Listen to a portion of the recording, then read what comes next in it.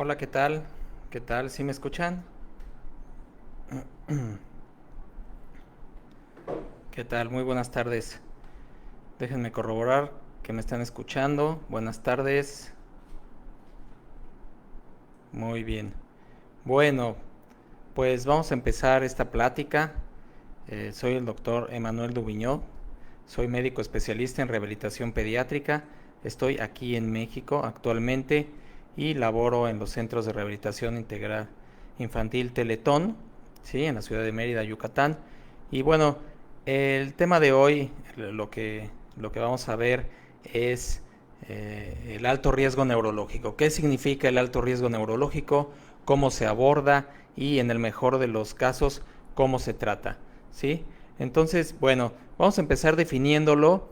El alto riesgo neurológico, ¿en qué consiste? Bueno, pues primero que nada es una condición, no es una enfermedad, no es una discapacidad. El alto riesgo neurológico, como les comento, es una condición en la que un lactante o un neonato está en alto riesgo o tiene altas probabilidades de presentar un trastorno en su neurodesarrollo, ¿no? Como sabemos, hay 4 esferas importantes en el neurodesarrollo y que la mayoría de las escalas que lo evalúan pues son lo que consideran, ¿no? Primero que nada, pues es el estado motor grueso, ¿no? Las características motoras gruesas que van desarrollando todos los lactantes a lo largo del tiempo.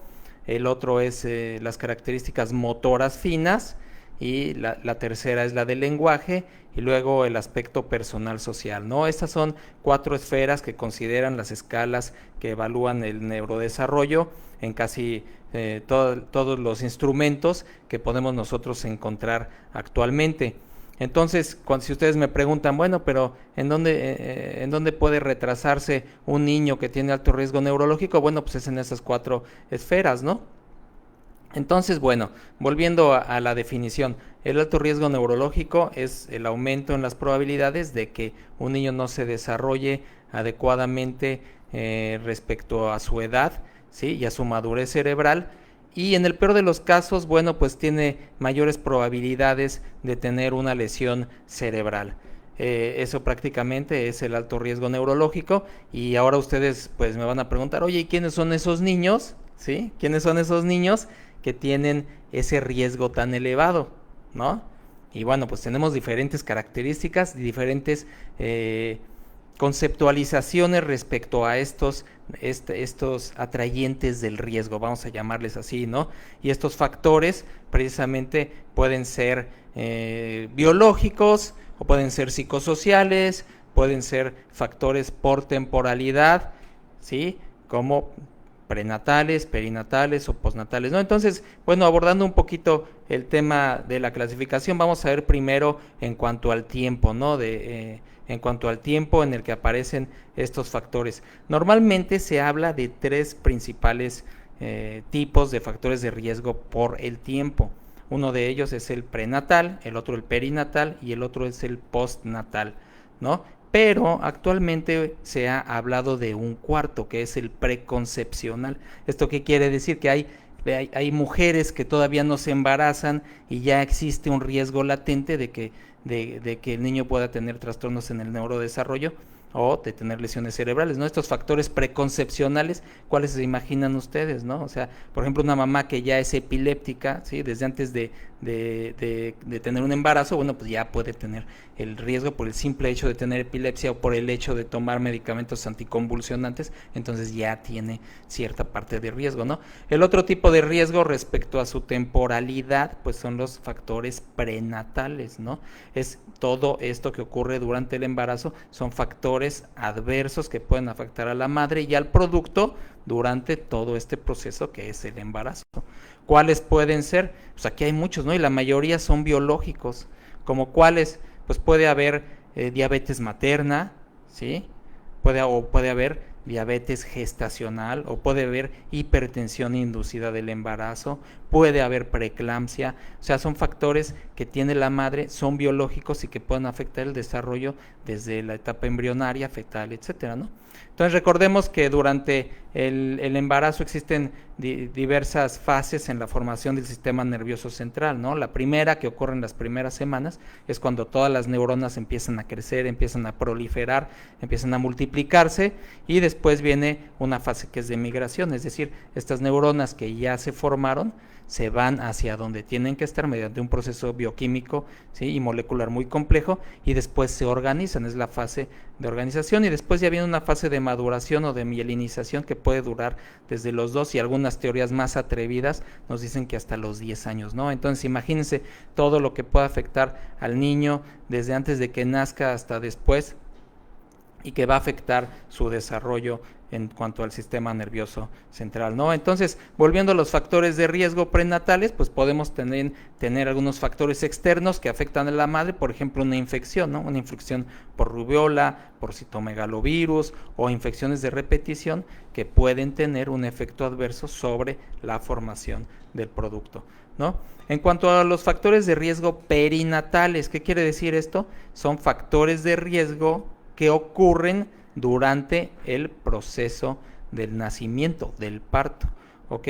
Estos pueden ser factores intrínsecos al bebé, al niño, y por ejemplo puede ser un bajo peso al nacer. Este factor se encuentra muy de la mano, se encuentra muy relacionado con el retraso en el neurodesarrollo. Imagínense un bebé de 36 semanas o de 38 semanas y que pesa 1,5 kilos, ¿no? Entonces el bajo peso al nacer sí está muy relacionado con los factores de riesgo neurológico, ¿no?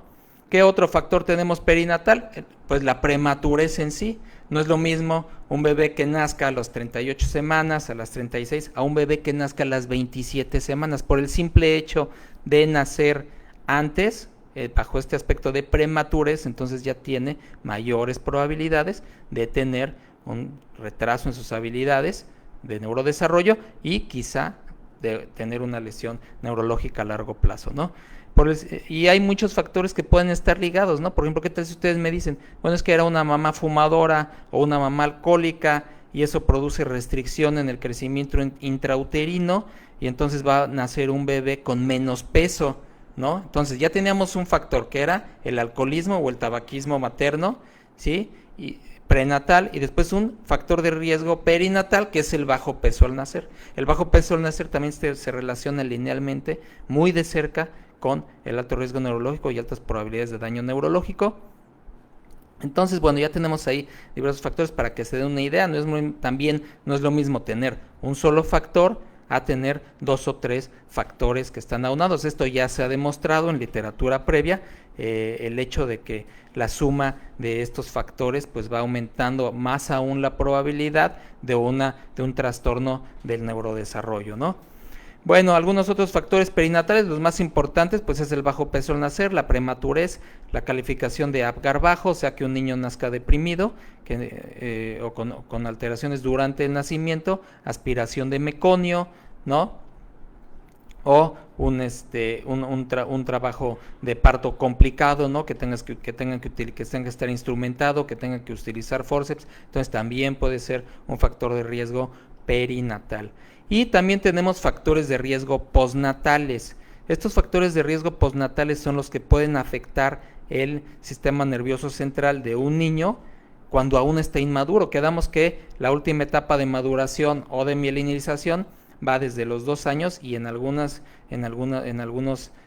artículos, en algunas series literarias hasta los 10 años, ¿no? Termina este proceso de mielinización y de maduración del sistema nervioso central. Entonces, ¿qué tanto es tantito, ¿no?, a la hora de tener un factor de riesgo adverso después del nacimiento, ¿no? La mayoría se acercan a que estos sean a ver, perdón, me pasó aquí algo. ¿Sí estoy transmitiendo? ¿Sí estoy transmitiendo? Si alguien me dice. A ver.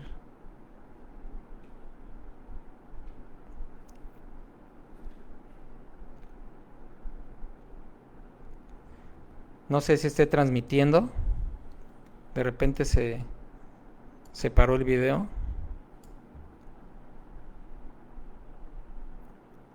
Ok, bueno, no sé si me escuchan, no sé si alguien me puede decir si me están escuchando. Sí, ok, bueno, entonces yo sigo, ¿sale? Bien, entonces, imagínense un recién nacido, ¿no?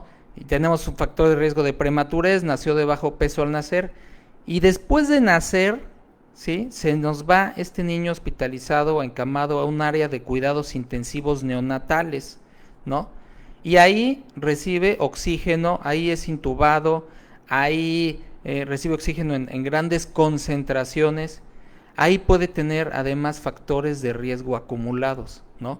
El mismo oxígeno, altas presiones, ¿no? El hecho de estar hospitalizado con otros niños, aumentar perdón, no, que tenga además una infección, ¿no? Que se llama sepsis neonatal, temprana o tardía, o sea, infecciones ya dentro del área de cuidados intensivos neonatales. Entonces todos estos factores de riesgo se van sumando y ya son postnatales, ¿no? El niño ya nació y se van agregando todavía algunos factores de riesgo, ¿no? Entonces, si ustedes le van sumando, pues todos estos factores van haciendo que el niño, bueno, pues imagínense la cantidad de situaciones adversas que tiene, que ha tenido en su corta vida, ¿no? Para que pueda responder bien a toda una serie de estímulos externos a los que el niño se tiene que adaptar, ¿no? Empezando por el hecho de que no puede autorregular bien todo su sistema de homeostásico, ¿no? O sea, su frecuencia cardíaca, su ritmo respiratorio, su temperatura. Entonces, esas son con las principales cosas con las que empieza a batallar un niño cuando uno es un neonato y tiene factores de riesgo, ¿no?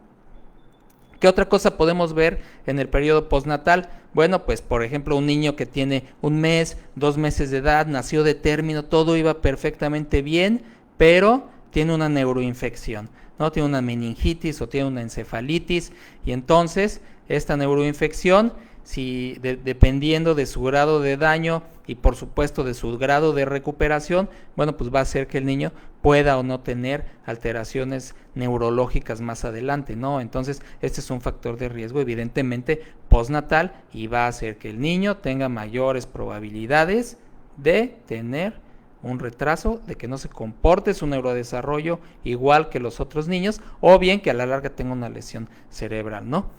¿Qué otra cosa podemos ver postnatalmente? Pues la hiperbilirrubinemia, ¿no? La hiperbilirrubinemia, el aumento de las bilirrubinas en la sangre, ¿sí? También nos da lugar a una característica, una condición que conocemos como kernícterus, y es cuando las bilirrubinas se adhieren, se pegan a las neuronas en el cerebro, en algunas zonas a veces muy específicas, y pues van a impedir que el niño esté desarrollándose también de manera adecuada, ¿no? Entonces, la hiperbilirrubinemia postnatal, por supuesto que también es un factor de riesgo adverso, ¿no? Para el neurodesarrollo.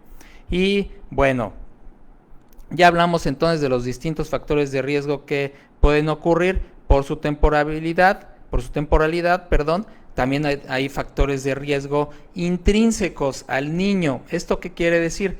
Que son situaciones, ahí sí ya son condiciones que pueden hacer que el niño, por presentar esa condición en sí, pueda tener un retraso en la adquisición de sus habilidades. ¿Como cuál puede ser esta? No tiene que estar necesariamente ligada a una alteración neurológica, no cerebral o en alguna parte del sistema nervioso.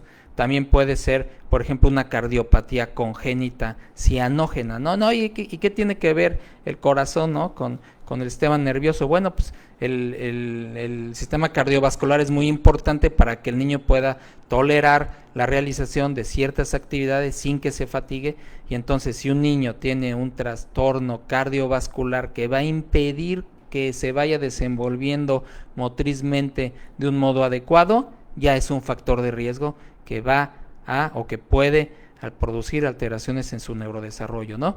¿Qué otro tipo de condiciones similares conocemos? Por ejemplo, vamos a suponer que nace un bebé con una deficiencia esquelética congénita. ¿Esto qué quiere decir? Que nace con la ausencia, ¿sí? de una extremidad o de dos extremidades, o una parte de una extremidad, o sea, lo que antes se le llamaba amputaciones congénitas, que dicho sea de paso, pues no tiene nada que ver porque no amputaron al niño, ¿no? Es una deficiencia esquelética congénita, pues también puede producir retrasos y desviaciones en el neurodesarrollo, ¿no? Por ejemplo, si un niño nació sin un bracito, ¿no? A la altura del hombro, pues ¿cómo le va a hacer para gatear? ¿Cómo le va a hacer para girarse? ¿Cómo va a ser su equilibrio para poder lograr la sedestación? Pues va a verse limitado, va a verse desviado y también debe de ser considerado como un factor de alto riesgo neurológico. Entonces, a veces también confundimos y dicen, oye, ¿por qué voy a mandar a mi hijo a un programa de estimulación temprana si él no tiene nada en su cerebro? Sí, no tiene nada en su cerebro, pero lo que tiene puede condicionar a desviaciones en su neurodesarrollo, ¿no? ¿Qué otra afección de este tipo hemos visto frecuentemente? Por ejemplo, la condroplasia, ¿no? La condroplasia, que todos sabemos, antes se le llamaba como enanismo, ¿no? Y algunas cosas así que ya no se utilizan, ahorita ya se llaman personas de talla baja, ¿no? Entonces, bueno, pues tenemos la condroplasia, que por el simple hecho de tener acondroplasia puede tener desviaciones en su neurodesarrollo, niños con hemofilia también, y que deben de ser adheridos a programas de neuroestimulación para garantizar que su neurodesarrollo y la maduración de su cerebro y de todas las vías neurológicas pues sea la más adecuada, ¿no? Por ejemplo, niños también que nacen y que tienen baja visión o ceguera unilateral o bilateral, pues también hay que estarlos orientando en este proceso de neurodesarrollo para que tengan el mejor desempeño, no solo motor, recuérdenlo, no solo motor, sino también en aspectos de lenguaje, en aspectos personales y en aspectos de socialización, ¿sí? Bueno, ¿qué otros factores conocemos muy independientes del niño? Pues factores sociales, o sea, todo lo que entra en un contexto psicosocial, pues también se debe de tomar en cuenta. Por ejemplo, padres que viven en zonas marginadas, padres con escasos recursos, digamos que académicos o intelectuales y que no están preparados, ¿no? Para poder darle la crianza adecuada a un lactante y que vaya alcanzando todos sus aspectos de neurodesarrollo. No, imagínense un niño que nace a tiempo, nace de término, nace con un buen peso, no tiene ningún factor perinatal ni prenatal, pero tiene padres, por ejemplo, que los dos padres son drogadictos, y lo hemos visto, ¿no? En algunos casos, no solo en las películas, en la vida diaria, pues también existe esta situación, lamentablemente, ¿no? Imagínense que, y aquí ya en China, o sea, tampoco es característico de una sociedad en particular, pero imagínense dos padres, ¿no? Son drogadictos, tienen al bebé, pero lo tienen ahí acostado, en una cunita, en un rincón, ¿sí? No lo están estimulando, no está recibiendo todo el input sensorial el niño para que pueda desarrollarse, para que pueda responder a ellos de un modo adecuado, y entonces pues es un factor psicosocial también que puede afectar el neurodesarrollo del niño. No, eso se llama deprivación psicosocial precisamente, y tanto puede pasar en este tipo de papás como muy al contrario, ¿no? Imagínense papás con altos recursos económicos, pero que finalmente la atención al niño no es lo más adecuada, no es óptima, y entonces todo le hacen al niño, no dejan que desarrolle su lenguaje, no dejan que desarrolle aspectos motores, y entonces ahí viene también el retraso en el neurodesarrollo, ¿no? Entonces, estos son factores psicosociales que a veces hay que mantener en consideración, ¿no? Normalmente, ¿sí? Las desviaciones en el neurodesarrollo en este nivel, en los primeros 2 años de vida, pues el papá finalmente o la mamá son los que se dan cuenta, ¿no? ¿Por qué? Pues porque no se está desarrollando su hijo igual que los demás niños, ¿no? Que los demás niños que van a la guardería o que otro niño que tuvieron previamente, o que el primito, o que el hermanito. Entonces, no, es que el otro niño ya caminaba, ¿no? Empezó a caminar a los 12 meses de edad, a los 11, y este tiene ya 18, 19 meses y no veo que ni siquiera gatee. Entonces, generalmente vienen así a la consulta.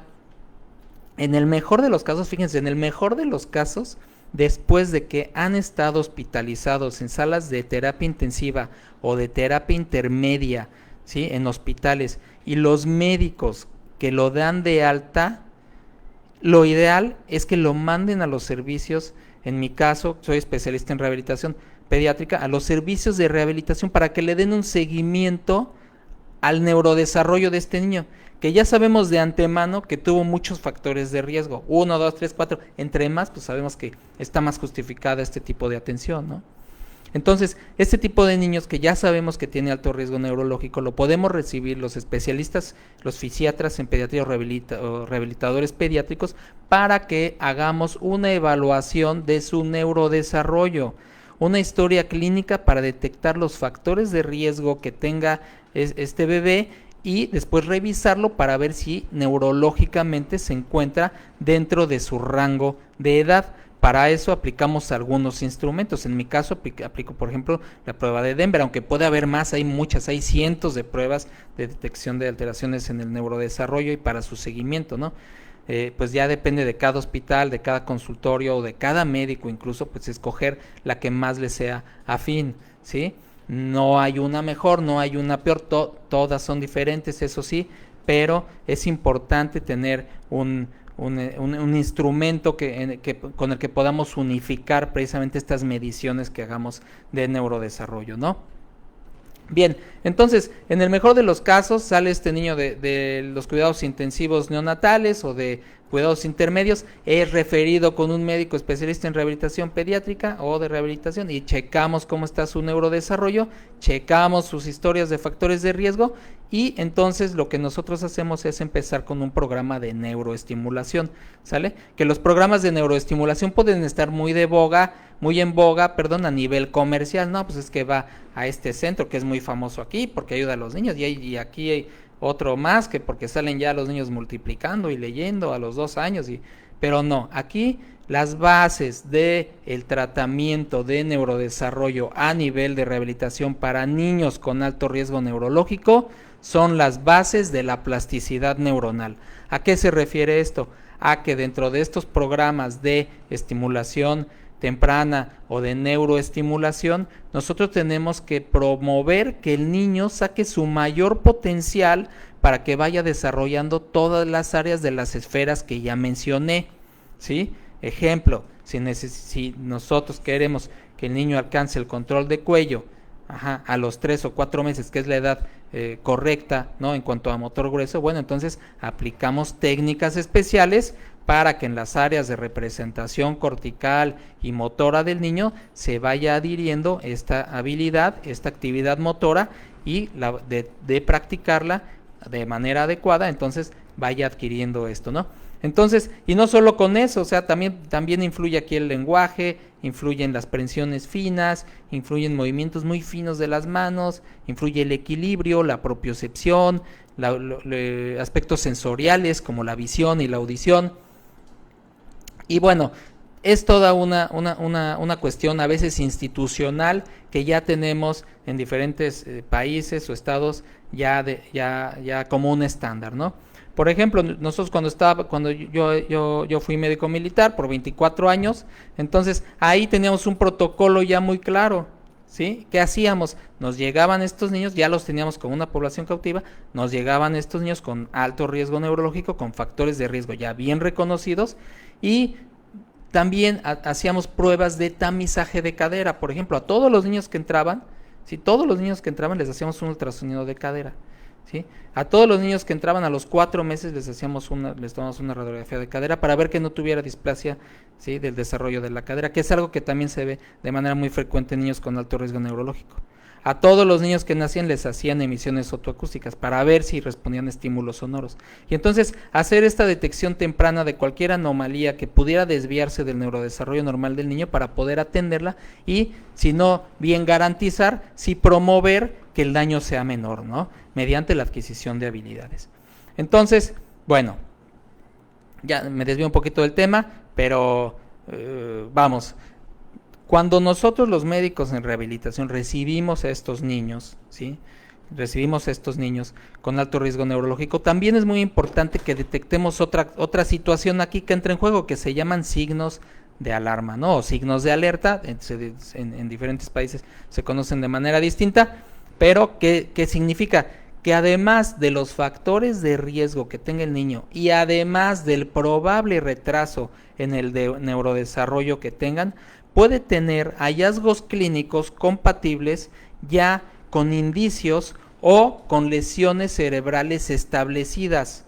Por ejemplo, Imagínense que tenemos un niño con alto riesgo neurológico, pero que no mueve las extremidades izquierdas tan bien como las derechas, ¿sí? Entonces, eso ya es un signo de alarma. Ya decimos, oye, parece que tu bebé no está moviendo bien su piernita y su bracito izquierdo. Entonces, eso puede estar correlacionado con una lesión cerebral y dar como resultado una hemiparesia.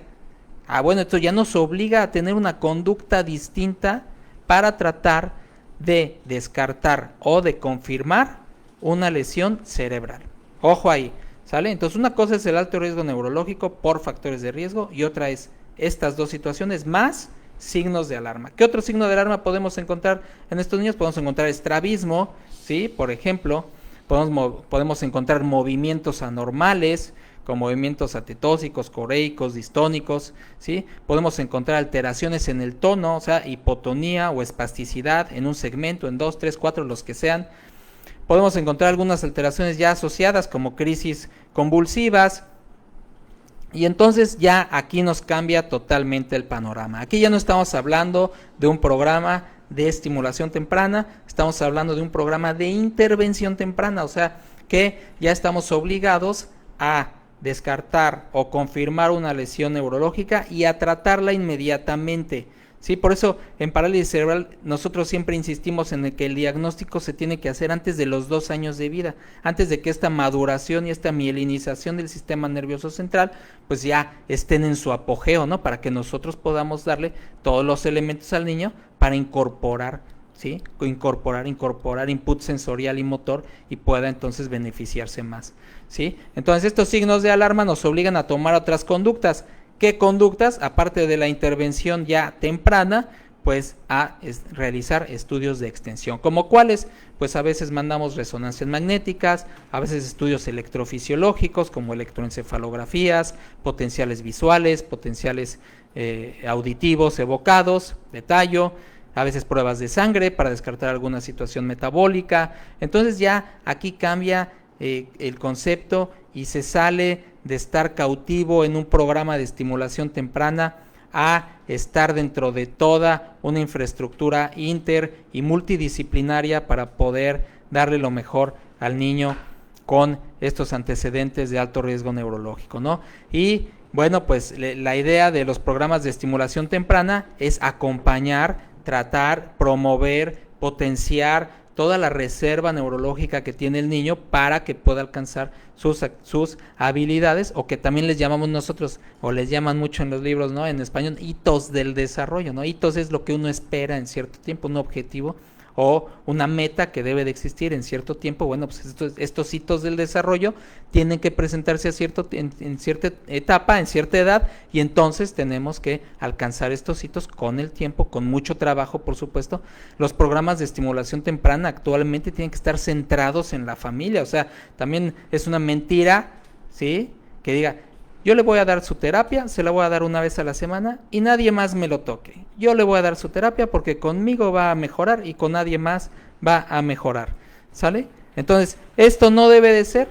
La rehabilitación actual, la rehabilitación contemporánea está centrada en la familia. O sea, los papás deben de hacerse muy responsables de realizar la terapia y la estimulación en casa. Aunque tenga una supervisión y un seguimiento presencial, entonces los papás deben de darle también esta terapia diario a sus hijos en casa, ¿ok?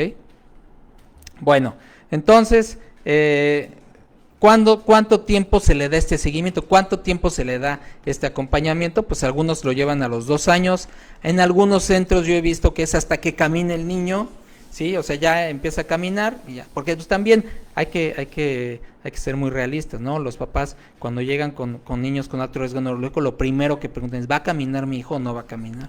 ¿Sale? Entonces, muchos centros tienen precisamente ese límite, esa meta, que el niño camine, para que podamos entonces ya darle otro manejo como externo o seguimiento sin tratamiento activo en la institución, ¿sí?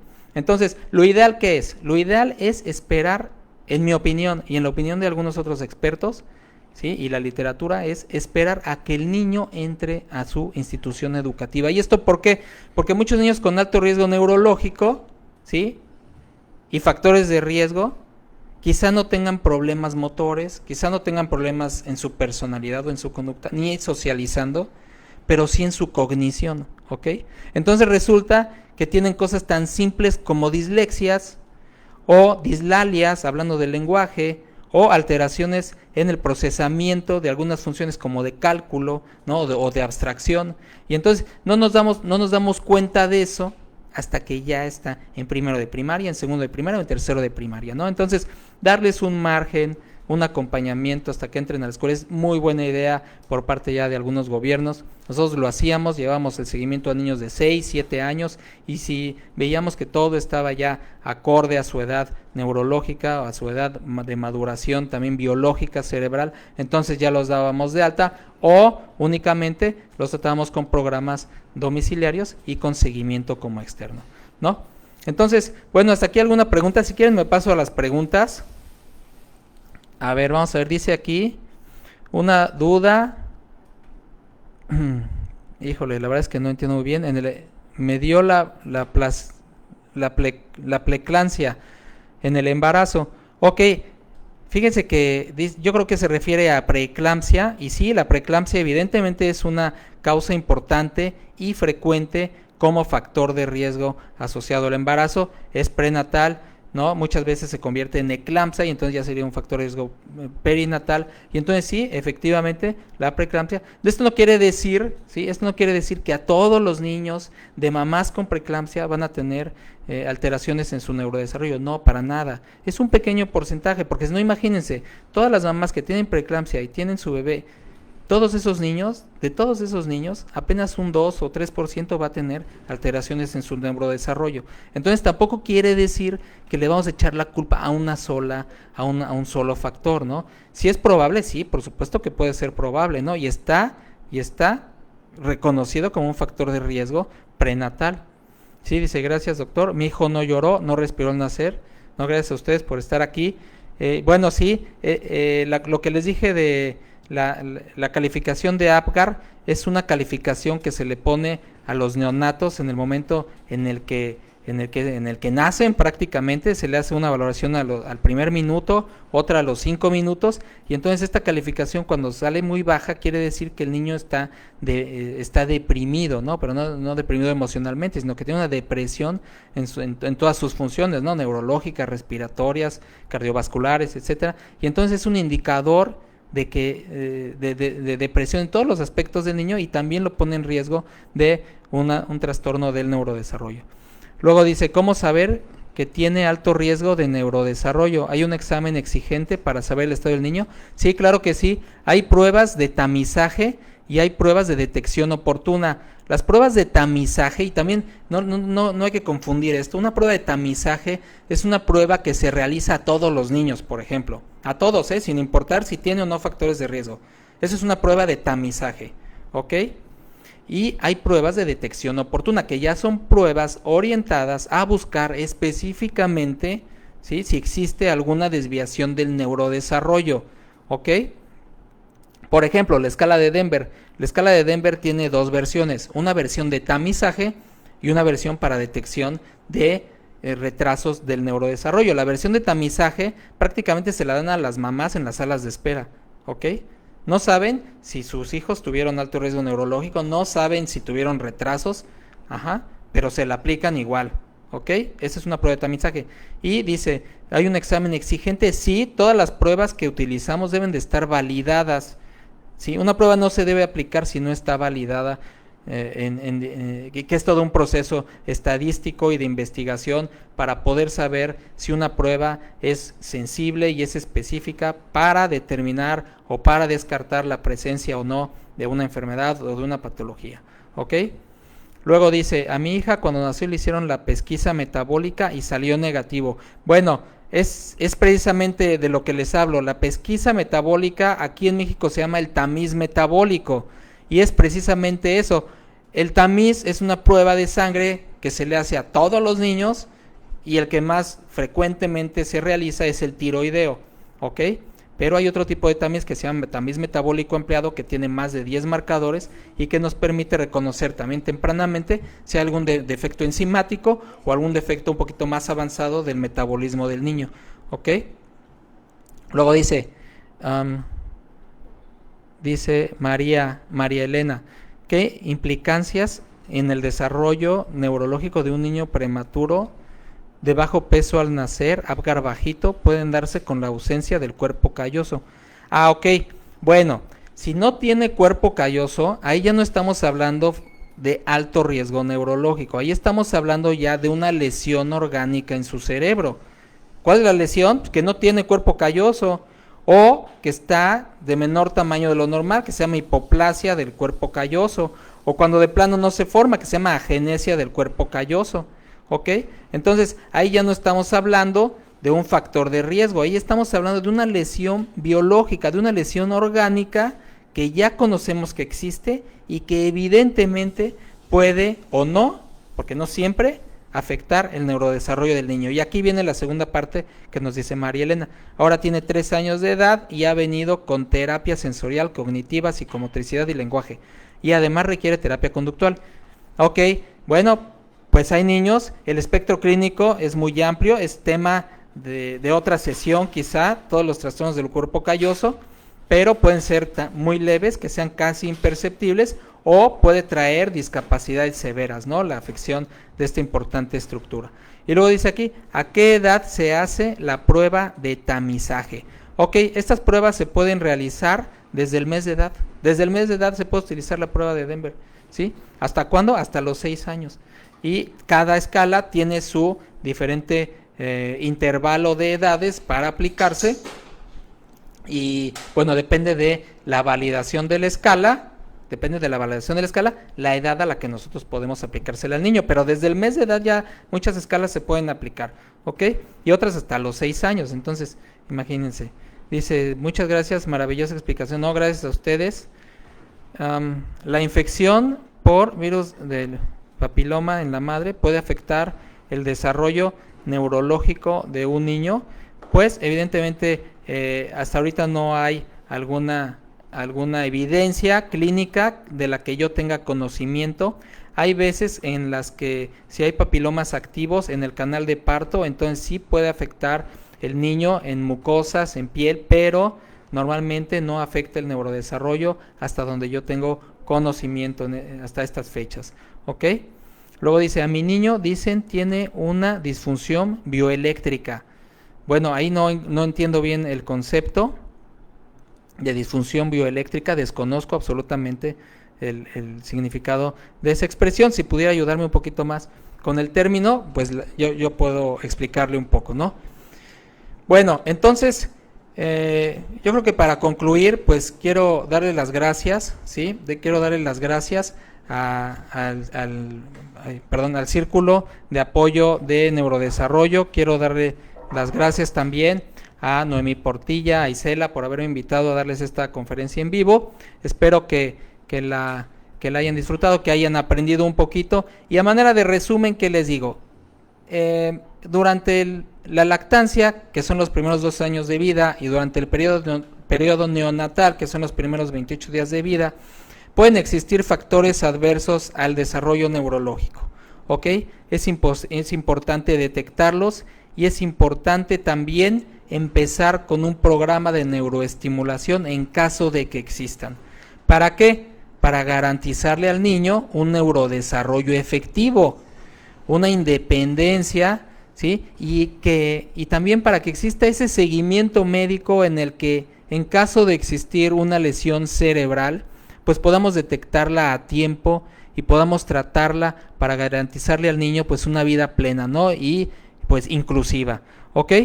Entonces, bueno, pues sin más que agregar, ya prácticamente llegamos a los 40 minutos. Les agradezco mucho su asistencia y cualquier cosa, estoy a sus órdenes. Soy el doctor Emanuel Duviñó desde México, rehabilitador pediatra, y pues muchas gracias a todos. Hasta la vista.